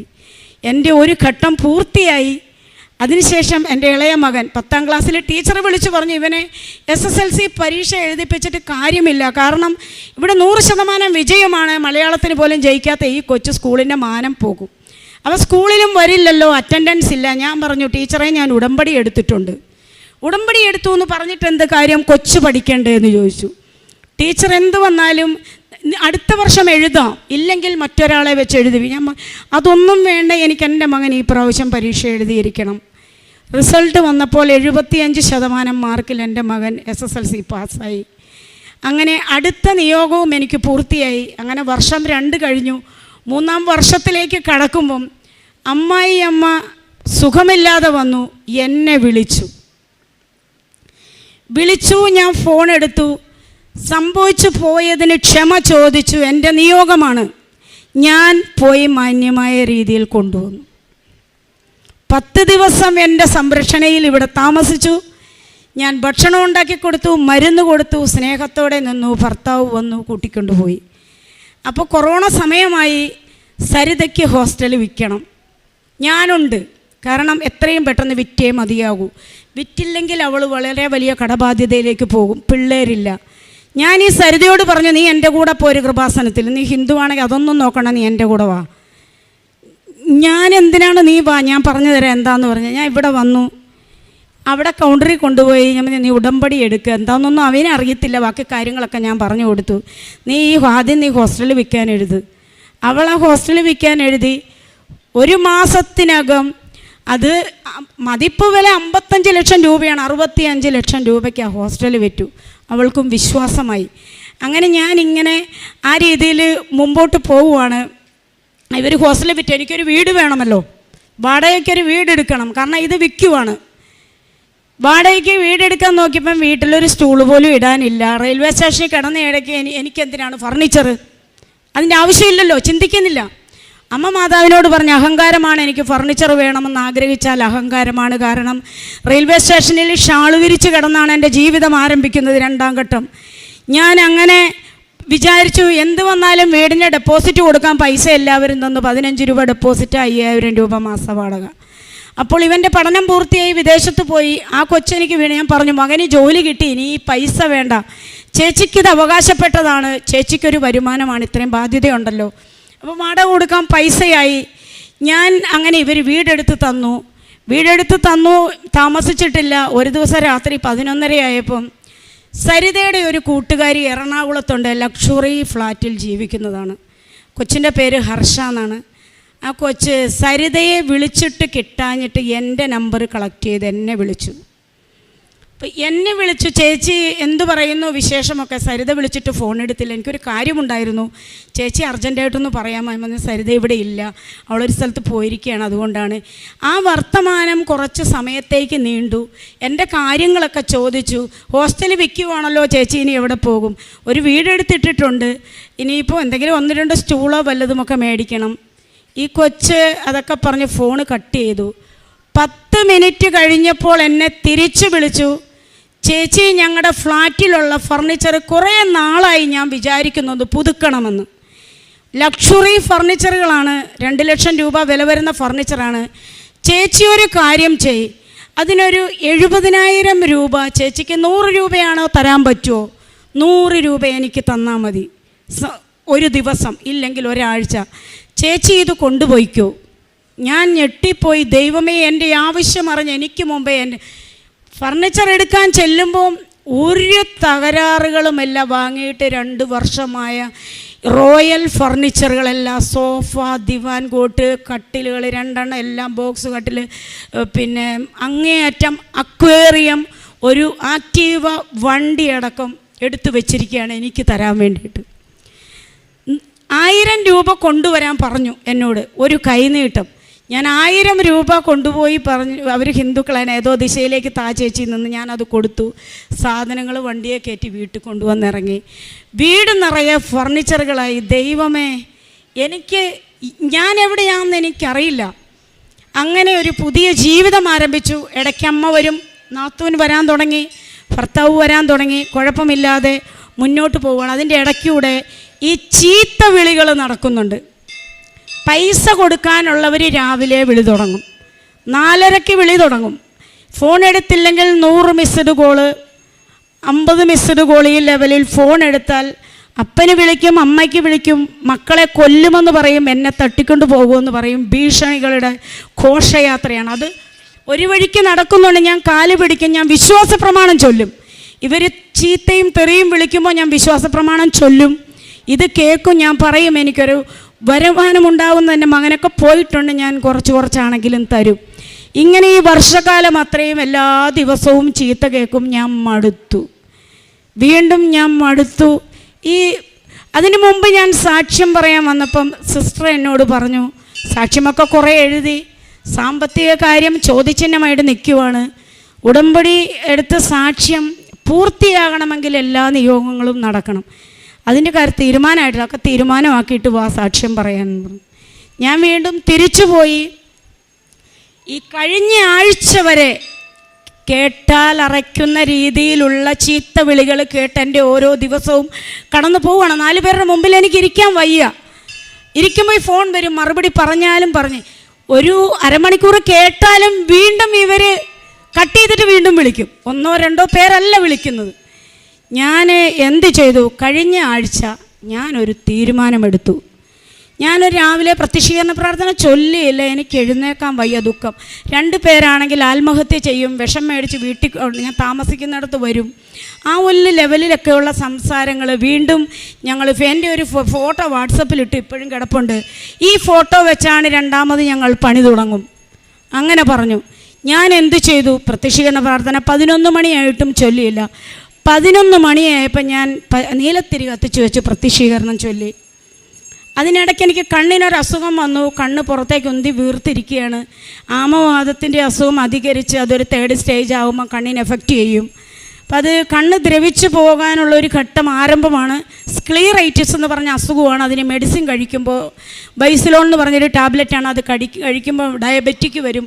3 നേരവും ഇൻസുലിൻ എടുക്കണം. ഞാൻ ആ ടാബ്ലറ്റ് കഴിക്കൽ നിർത്തി. അങ്ങനെ കണ്ണിനൊരസുഖം. എൻ്റെ മുഖത്തേക്ക് നോക്കാൻ ആൾക്കാർക്ക് ഭയമാണ്. കാരണം കണ്ണ് ഫോട്ടോയുണ്ട്. കഴിഞ്ഞ ആഴ്ച വരെ എൻ്റെ ആ കണ്ണിങ്ങനെയാണ് ഇരുന്നത്. കരിനീല കളറിൽ ഒരാൾക്ക് എൻ്റെ മുഖത്തേക്ക് നോക്കാൻ പേടിയാണ് ഈ കണ്ണ്. ഞാൻ അങ്ങനെ വേദനയുണ്ട്. എനിക്ക് ലൈറ്റ് ഇടത്തില്ല, വെയിലടിക്കത്തില്ല, സൂര്യപ്രകാശത്തെ നോക്കത്തില്ല. ആൾക്കാർക്ക് പേടി, ഇത് പകരുന്ന രോഗമാണോ, കണ്ണി സുഖമാണോ. പോട്ടെ, ഞാൻ എന്ത് വന്നാലും ഈ പറഞ്ഞു നിർത്തിയിരുന്നും തുടങ്ങുവാണ്. പ്രത്യക്ഷീകരണ പ്രാർത്ഥന തിരികെത്തിച്ചു. അത് ചൊല്ലി അതിനുശേഷം വൈകുന്നേരം ഒന്നും ആകാൻ കാത്തില്ല. അപ്പം തന്നെ ഞാൻ സായാഹ്ന പ്രാർത്ഥന ചൊല്ലി മാതാവിൻ്റെ മുമ്പിൽ നിന്ന് ഞാനൊരു തീരുമാനമെടുത്തു. ഞാനിപ്പോൾ പോയി കിടക്കാൻ പോവുകയാണ്. ഇനി ഞാൻ മാതാവെ, എനിക്ക് തെറി കേൾക്കാൻ വയ്യ, എൻ്റെ ഈശോപ്പച്ച തെറി കേൾക്കാൻ വയ്യ. ഇനിയൊരു ജലപാനം ഞാൻ കഴിക്കണമെങ്കിൽ എനിക്ക് ഈ കടബാധ്യതയിൽ ഒരു സമാധാനമുണ്ടാകും. എനിക്ക് പണം വേണ്ട, എന്നോട് ക്ഷമിച്ചെനിക്ക് സാവകാശം തരണം. എനിക്കൊരു ഭവനം വേണ്ട, അത് എന്ന് ഈശോയ്ക്ക് തരാൻ പറ്റുമെങ്കിൽ മാത്രം മതി. ഞാൻ പ്രാർത്ഥിക്കുവാണ്. ഭക്ഷണം ഉപേക്ഷിച്ചു. ഒന്നുകിൽ എൻ്റെ ജീവൻ എടുക്കണം, നിത്യതയിലേക്ക് പോകാൻ അർഹതയുണ്ടെങ്കിൽ പോകണം, ഇല്ലെങ്കിൽ എനിക്ക് മറുപടി തരണം. ഞാൻ കട്ടിലേ പോയി കിടന്നു. ആദ്യത്തെ ദിവസം കിടന്നു, വലിയ ക്ഷീണമൊന്നുമില്ല.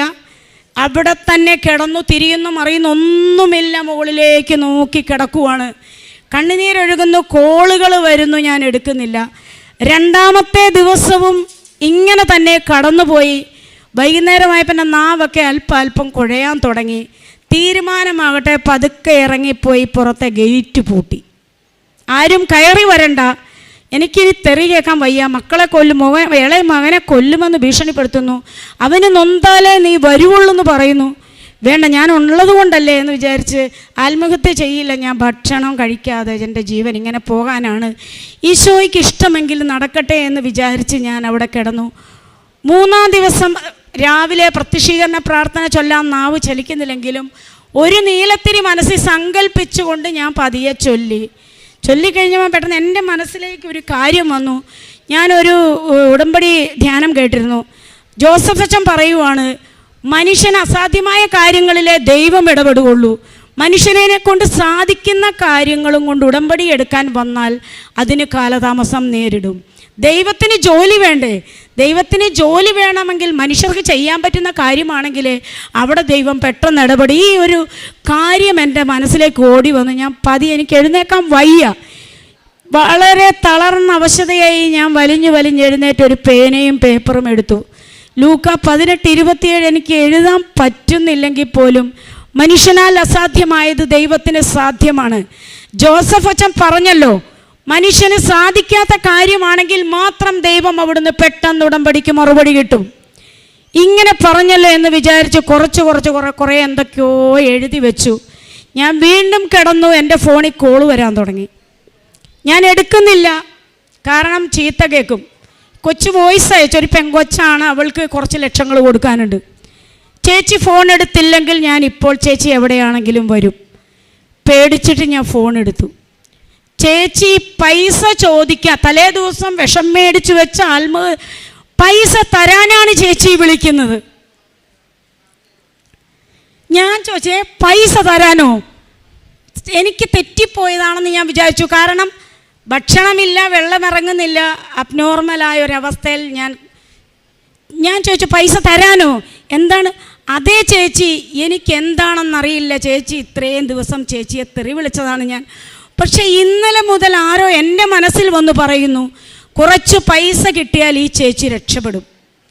കൊടുക്കാനുള്ളവർക്കൊക്കെ 1000 രൂപ വെച്ചാണെങ്കിലും കൊടുത്താൽ ചേച്ചി തിരിച്ചു തരുമെന്നൊരു ബോധ്യം വരും. അതുകൊണ്ട് ചേച്ചി, എനിക്ക് എന്ത് ചെയ്യണമെന്നറിയില്ല, ഈ പൈസ ഞാൻ തരണ്ട എന്ന് മനസ്സ് പറയുമ്പോഴും എനിക്ക് പൈസ ചേച്ചിക്ക് കൊടുക്കാൻ എൻ്റെ മനസ്സിലിരുന്ന് ആരോ പറയുന്നു, ചേച്ചി ഒരു കാര്യം ചെയ്യ്, നാളെ ചേച്ചി വയലാറിന് വാ, ഞാനൊരു ഹെൽമറ്റ് കൊണ്ടുവരാം, നമുക്കൊരു സ്ഥലം വരെ പോകാം, ചേച്ചി നാളെ വാ. 11 മണിയാകുമ്പം ചാടി എഴുന്നേറ്റ് ഒരു ഗ്ലാസ് വെള്ളം എടുത്ത് കുടിച്ചു. നൊയമ്പൊക്കെ തുറക്കുന്നത് പോലെ ഞാൻ ഭക്ഷണം കഴിച്ച് വെള്ളം കുടിച്ച് യുദ്ധം അവസാനിപ്പിച്ചു. ഈശോയും ഞാനുമായിട്ടുള്ള യുദ്ധം അവസാനിപ്പിച്ചു. ഇത് വിശ്വസിക്കാൻ വയ്യ, ഇങ്ങനെ ഇരിക്കുവാണ് ഞാൻ. ദൈവമേ, ഇതെന്തൊരു അത്ഭുതം! ആത്മഹത്യ ഭീഷണി മുഴക്കിയ കൊച്ച് പൈസ തരാമെന്ന് പറയുന്നു. ഒരു 3-4 മണിക്കൂർ കഴിഞ്ഞപ്പോൾ അടുത്ത കോള് വന്നു. എന്തായാലും ഞാൻ ചാടിയെടുത്തു. ഫോൺ വെക്കല്ലേ. എന്നെ എല്ലാ ദിവസവും അപ്പനും അമ്മയ്ക്കും വിളിക്കും. ലിസിയോട് ക്ഷമിക്കാൻ എൻ്റെ മക്കൾ പറഞ്ഞു. ഇനി പൈസ ചോദിച്ച ആ ചേച്ചിയെ ബുദ്ധിമുട്ടിക്കരുത്, സാധിക്കുമ്പോൾ താ. ദൈവമേ, എനിക്കെന്ത് വേണം? ആ സമയമാണ് ഞാൻ വിചാരിക്കുന്നത്, ഇത്രയും നിയോഗങ്ങൾ സാധിച്ചു തന്നല്ലോ, അഭിഷേകത്തിലിരിക്കുവാണ് ഞാൻ. കാരണം സ്വപ്നത്തിൽ പ്രതീക്ഷിക്കാത്ത കാര്യങ്ങളാണ്. ഓരോരുത്തരും വിളിക്കുന്നു, പൈസ കൊടുക്കാനുള്ളവർ വിളിക്കുന്നു, സ്നേഹത്തോടെ സംസാരിക്കുന്നു, പുറത്തിറങ്ങണം, പുതിയ കാര്യങ്ങളിൽ ഏർപ്പെടണം, ബാധ്യത തീർക്കാൻ പറ്റും. അതിനിടയ്ക്ക് വേറൊരു കാര്യം പറയാനുണ്ട്, ഇളയ മകൻ്റെ, അത് പിന്നെ പറയാം. ബാധ്യത തീർക്കണം, ഉപദേശങ്ങളുടെ പെരുമഴ. പൈസ കൊടുക്കാൻ ഇത്രയും ദിവസം ചീത്ത വിളിച്ചവർ ഉപദേശത്തിൻ്റെ പെരുമഴയാണ്. ഞാനിപ്പോൾ പതുക്കെ എഴുന്നേറ്റു, മാതാവിൻ്റെ ഫോട്ടോയൊക്കെ വെച്ചിട്ടുണ്ട്, തിരികളൊക്കെ കത്തിച്ച് വെച്ചിട്ടുണ്ട്. അവിടെ പോയി ഉടമ്പടി തൈലം ഞാൻ എന്നും എടുത്ത് തേക്കുമായിരുന്നു. അപ്പോൾ ആഴത്തിൽ അങ്ങനെ മനസ്സർപ്പിച്ചൊരു പ്രാർത്ഥന, രോഗസൗഖ്യത്തിന് വേണ്ടി ഞാൻ പ്രാർത്ഥിച്ചിട്ടില്ല. ഇത്രയുമൊക്കെ തന്ന മാതാവിനെ എന്തുകൊണ്ട് എൻ്റെ കണ്ണ് സുഖപ്പെടുത്തിക്കൂടാ? ഞാൻ ആ ഉടമ്പടി തൈലം വിശ്വാസ പ്രമാണം എന്നും ചൊല്ലുന്നുണ്ടെങ്കിലും അന്ന് ഞാൻ പ്രഖ്യാപിച്ചു ചൊല്ലി. ഈശോയുടെ കുരിശുമരണവും ഉയർപ്പുമെല്ലാം മനസ്സിലേറ്റു പറഞ്ഞ് പ്രഖ്യാപിച്ച് വിശ്വാസ പ്രമാണം ചൊല്ലി. ഇവിടെ എൻ്റെ ഫോണിൽ ഫോട്ടോ ഉണ്ട്. ഈ 5 ദിവസം മുമ്പ് എൻ്റെ കണ്ണ് ഏത് രൂപത്തിലായിരുന്നു എന്നും ഇപ്പോൾ ഏത് രൂപത്തിലായിരുന്നു എന്നും ഒരാൾ പോലും എൻ്റെ മുഖത്ത് നോക്കില്ലായിരുന്നു. ഈ ഉടമ്പടി തൈലം എടുത്തു തേച്ചു, പ്രാർത്ഥിച്ചു, എൻ്റേതായിട്ടുള്ള കാര്യങ്ങളിൽ കുളിച്ചു, കാര്യങ്ങളൊക്കെ ചെയ്തു. ചെറിയ രീതിയിലൊരു കാപ്പി ഇട്ടു, കുടിച്ചു. രാവിലെ പോകണം. അപ്പോൾ കൊച്ചിൻ്റെ പേര് സോഫി എന്നാണ്. ഒന്നുകൂടി സോഫിയെ വിളിച്ചു ആരോഗ്യം വന്നപ്പോൾ. കളിയാക്കാൻ പറഞ്ഞതാണോ? അല്ല ചേച്ചി, ചേച്ചിക്ക് പൈസ തരാം, ചേച്ചി വാ നാളെ. അങ്ങനെ ഞാൻ ഇതിങ്ങനെ ഉടമ്പടി തൈലമൊക്കെ തേച്ചു. രാത്രി കിടന്നുറങ്ങി. നേരം വെളുത്തപ്പോൾ ഞാൻ മറന്നുപോയി കണ്ണിൻ്റെ കാര്യം. തൈലം തേച്ചതൊക്കെ മറന്നു. കാരണം സോഫിയുടെ അടുത്തേക്ക് പോകാനുള്ള ഒരുക്കങ്ങളാണ്. സമയം നോക്കിയിട്ട് സമയം പോകുന്നില്ല.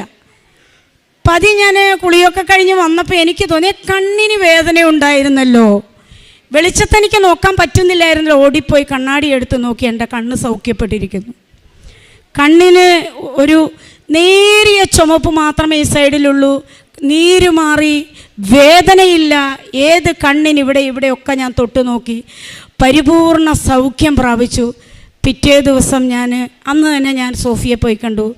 60,000 രൂപ അന്ന് എനിക്ക് തന്നു.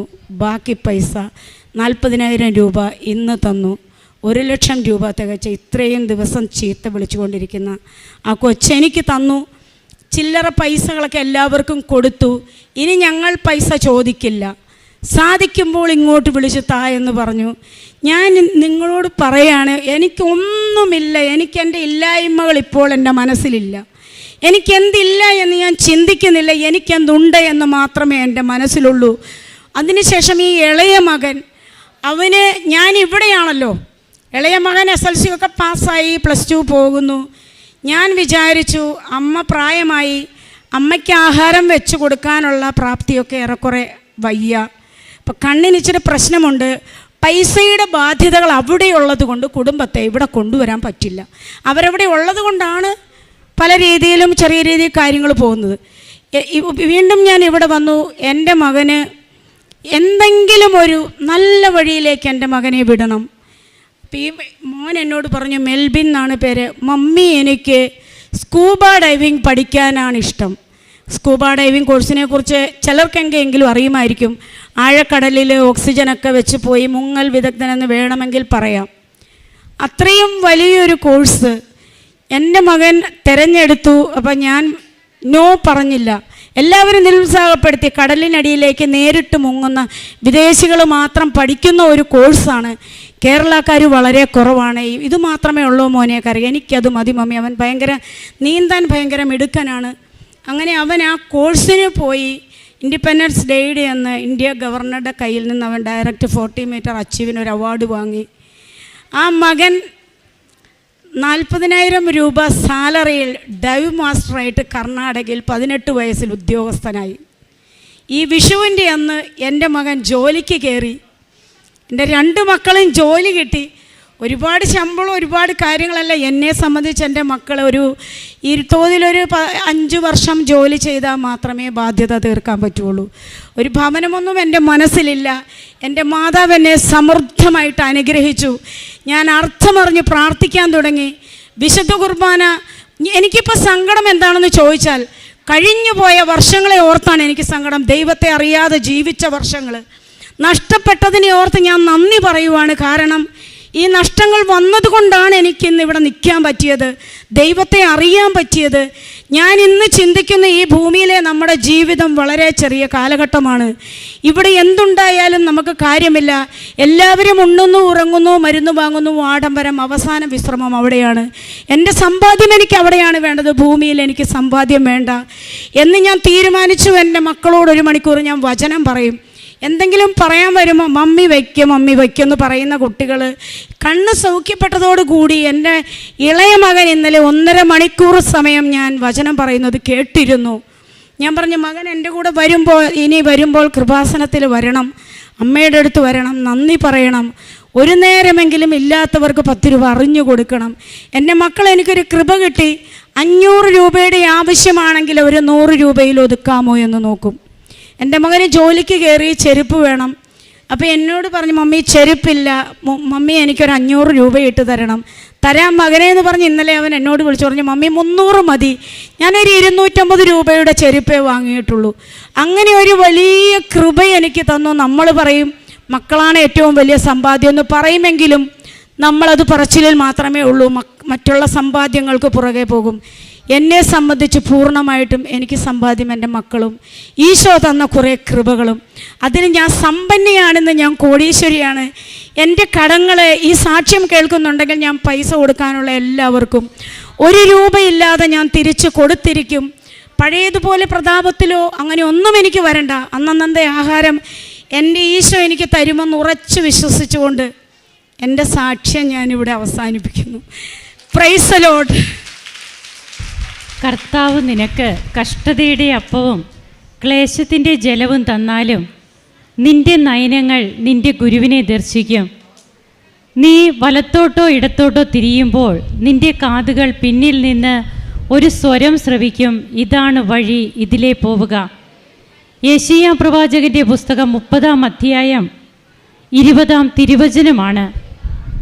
ലിസി എന്ന ഈ മകൾ, ലിസി ബെന്നി, ഈ മകള് തൻ്റെ അനുഭവ സാക്ഷ്യം നമ്മോട് പറയുന്നത് ശ്വാസമടക്കി നാം ഒക്കെ കേട്ടുകൊണ്ടിരിക്കുകയായിരുന്നു. ഒരു വലിയ ബിസിനസ് സംരംഭം, 4000 രൂപയിൽ തുടങ്ങിയ ഒരു ബിസിനസ് സംരംഭം, അത് ഏറ്റവും നല്ല രീതിയിൽ 25-26 ലക്ഷം രൂപ ഡിപ്പോസിറ്റ് വരുന്ന രീതിയിൽ ആക്കിയ മകള് പിന്നീട് ഒരു ഡ്രസ്സ് മാറിയിടുവാനില്ലാത്ത അവസ്ഥയിലേക്ക് വരുന്നു. അങ്ങനെയുള്ള ആ മകൾ ആത്മഹത്യക്ക് വേണ്ടിയിട്ട് മാവേലി എക്സ്പ്രസ് വരുന്നത് നോക്കി വെയിറ്റ് ചെയ്തിരിക്കുമ്പോൾ കൃപാസനത്തിൻ്റെ അമ്മ അവിടെ ചെല്ലുകയാണ്, കൃപാസന മാതാവ് അവിടെ ചെല്ലുകയാണ്. കൃപാസന പത്രം അത് വ്യക്തികളിലൂടെയാണ് നമുക്ക് കിട്ടുക, പക്ഷേ അമ്മ പറഞ്ഞു വിട്ടിട്ടാണ്. ഈ മകൾ ഇങ്ങനെയൊക്കെ പോകുന്നതും ഈ മകളുടെ ജീവിതത്തിൽ സംഭവിച്ചതുമൊക്കെ മറ്റാരേക്കാളും കൂടുതൽ കാനായിലെ കല്യാണ വിരുന്ന് മേൽത്തരം വീഞ്ഞുകൊണ്ട് സമൃദ്ധമാക്കിയ അമ്മ അറിയുന്നുണ്ട്. ആ അമ്മ അവിടെ വ്യക്തികളെ അയക്കുന്നു, കൃപാസന പത്രം അവിടെ ഒരു ഉപാധിയാകുന്നു. ഇതെല്ലാം പ്രിയപ്പെട്ടവരെ നാം കേട്ട് കഴിഞ്ഞതാണ്. എങ്ങനെ ഇന്ന് ഈ മകളുടെ കടബാധ്യതകൾ, അതായത് 4 ദിവസം മുൻപ് വരെ ഭീഷണികൾ മുഴക്കിക്കൊണ്ടിരുന്നവർ ഇന്ന് ഈ മകളോട് തിരിച്ച് അവരിങ്ങോട്ട് പൈസ കൊടുക്കുന്ന ഒരു സാഹചര്യം വരെ എത്തി. അങ്ങനെ ഈ മകൾ ഇന്ന് കടക്കെണികളിൽ നിന്നൊക്കെ ഒരു മോചിക്കപ്പെട്ട് തൻ്റെ അനുഭവ സാക്ഷ്യത്തിലൂടെ എങ്ങനെ ദൈവത്തിൻ്റെ ഒരു സാക്ഷിയായിത്തീരുന്നു, ഇവിടെ ആ മകൾ വന്നു ചേർന്നതും പിന്നീട് ജീവിതത്തിലുണ്ടായ ഓരോ അവസ്ഥകളും അതിന് സിസ്റ്റർ വിവരിച്ച് പറയേണ്ട കാര്യമില്ല. ഇവിടെയാണ് തിരുവചനം പറയുന്നത്, കർത്താവ് നിനക്ക് കഷ്ടതയുടെ അപ്പവും ക്ലേശത്തിൻ്റെ ജലവും തന്നാലും നിന്റെ നയനങ്ങൾ നിന്റെ ഗുരുവിനെ ദർശിക്കും. ഒരിക്കലും ഈ മകള് ഈശോയെ തള്ളി പറഞ്ഞില്ല. തനിക്ക് വേണ്ടത് സ്വർഗസ്ഥനായ ഞങ്ങളുടെ പിതാവേ എന്ന പ്രാർത്ഥന. ബഹുമാനപ്പെട്ട ജോസഫ് അച്ഛൻ നമ്മോട് പറയുന്നുണ്ട്, സ്വർഗസ്ഥനായ എൻ്റെ പിതാവേ എന്നല്ല ഈശോ പറഞ്ഞത്, സ്വർഗസ്ഥനായ ഞങ്ങളുടെ പിതാവേ. അതായത് മറ്റുള്ളവർക്ക് വേണ്ടി കൂടി നാം പ്രാർത്ഥിക്കണം, മറ്റുള്ളവർക്ക് വേണ്ടി മാധ്യസ്ഥം വഹിക്കണം. ക്ഷമിക്കുന്ന ഒരു മകള് തന്നെ 12 മണി രാത്രിയിൽ വീട്ടിൽ നിന്ന് ഇറക്കി വിടുമ്പോൾ, ഉടുതുണിക്ക് മറുതുണിയില്ലാതെ തന്നെ ഇറക്കി വിടുമ്പോൾ അവിടെ ക്ഷമിച്ച് പ്രാർത്ഥിക്കുന്ന മകള്, ആ അമ്മയെയും ഭർത്താവിനെയും വീണ്ടും പരിചരിക്കുന്ന മകള്, ഈ മകള് ഒരു നല്ല കുമ്പസാരം നടത്തുന്നു. തനിക്ക് ഒന്നുമില്ലാതെ ഇവിടെ വരുന്നു. 1.5 മണിക്കൂർ നേരത്തെ കുമ്പസാരം, തന്നെ വിശുദ്ധീകരിച്ച് ഉടമ്പടി പിന്നീട് ഈ മകൾ അങ്ങ് ജീവിക്കുകയാണ്.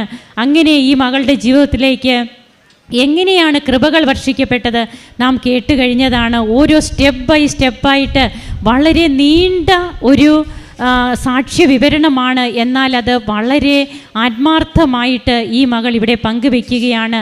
അത് നാം കേട്ട് കഴിഞ്ഞതാണ്. നമുക്ക് കരങ്ങളടിച്ച് ഈശോയ്ക്കും അമ്മയ്ക്കും നന്ദി പറയാം, ദൈവത്തെ ആരാധിക്കാം, മഹത്വപ്പെടുത്താം. യേശുവേ നന്ദി, യേശുവേ സ്തുതി, യേശുവേ ആരാധന.